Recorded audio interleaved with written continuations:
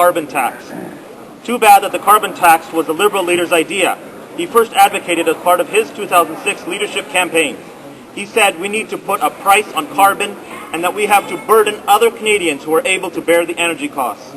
And during the 2008 campaign, the now Liberal leader, along with the former NDP Premier, defended the Liberal carbon tax plan, saying, "We are in complete agreement with our leader, the member from St. Laurent-Cartierville, regarding the implementation of the Liberal Green Shift plan. Like our leader, we have said clearly and consistently that we believe it will be good for the Canadian economy." Good for the economy? Canadians clearly voiced their opinion just months ago. Mr. Speaker, try as he might, the Liberal leader cannot hide from his brainchild, the Liberal carbon tax scheme.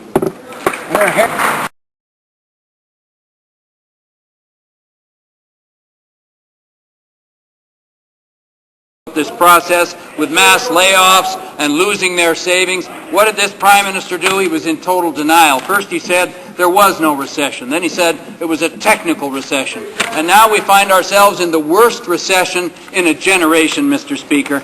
Does the Prime Minister now realize, with so many Canadians thrown out of work, that his failure to recognize the problem is hurting Canadian families? The Right Honourable Prime Minister. Well, Mr. Speaker, you talk about a failure to recognize a problem. Here's a leader of a party that wanted to prevent the elected government from tabling its budget, who then went out and said that he would oppose the budget no matter what was in it, and now, Mr. Speaker, tries to invent reasons to block money flowing from this budget. Mr. Speaker, his position is not only denial, it's completely irresponsible, and the NDP should actually do something positive around here. The Honourable Member for Impact of the government's policies, Mr. Speaker, because relief to Canadians who are hurting as a result of the recession is very severe. The aid they need is coming too slow, and it's covering too few people. Here's a leader who, when we brought forward measure to help Canadian workers, said he would oppose them even before he read them. Mr. Speaker, here's a leader who now says money is being spent, spending involves abuse, when in fact we haven't authorized yet the expenditure of a single dollar. Mr. Speaker, this is how irresponsible this party is. And Mr. Speaker, it's about time he took the economic crisis seriously and helped pass these measures to actually help Canadian families and communities.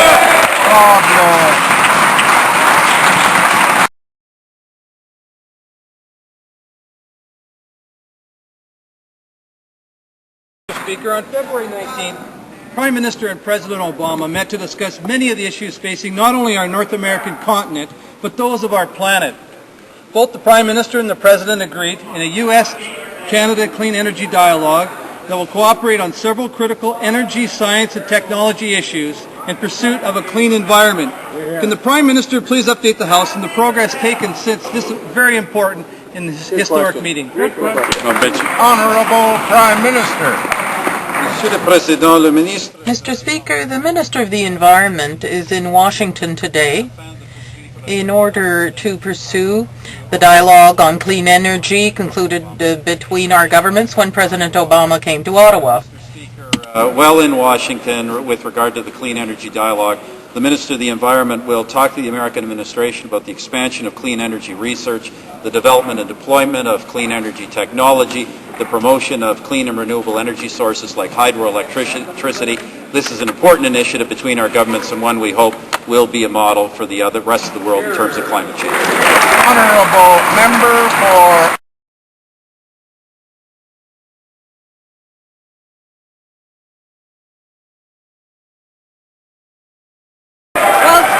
negotiating the Kyoto Protocol, this Prime Minister was calling climate change a socialist plot. We had 13 long years of no action by the Liberals, and now 3 more years of no action from the Conservatives.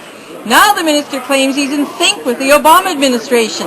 Does this mean that the Minister is now admitting he has taken no action on reducing greenhouse gases or emissions from the tar sands, and that he has a new plan in line with the U.S.?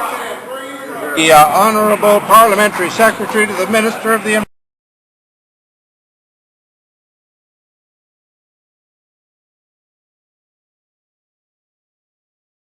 In defense of its tar sands policies following the damning been taken by this government on addressing broader impacts of the tar sands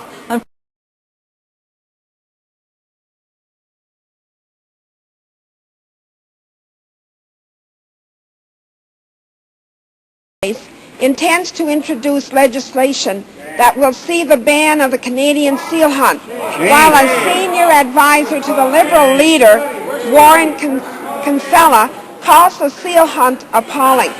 Will the government comment on the Liberal Party's betrayal of Canadian seal hunters? Honourable Minister of Fisheries and Oceans. Order. Thank you, Mr. Speaker. Our government has spent much time and resources defending the Canadian seal hunt, which has come under attack in Europe. And now we find out, Mr. Speaker, that the seal hunt is coming under attack by the Liberal Party right here at home. The Liberal senator from Ottawa Centre intends to legislate an end to the Canadian seal hunt, while the Liberal leader's very close advisor, Warren Kinsella, is quoted as saying, "The seal hunt is appalling and has become more trouble than it's worth." What the Liberal Party is doing, Mr. Speaker, is they're telling thousands of families who depend on this hunt, too bad, go find a new way of life. This is appalling, Mr.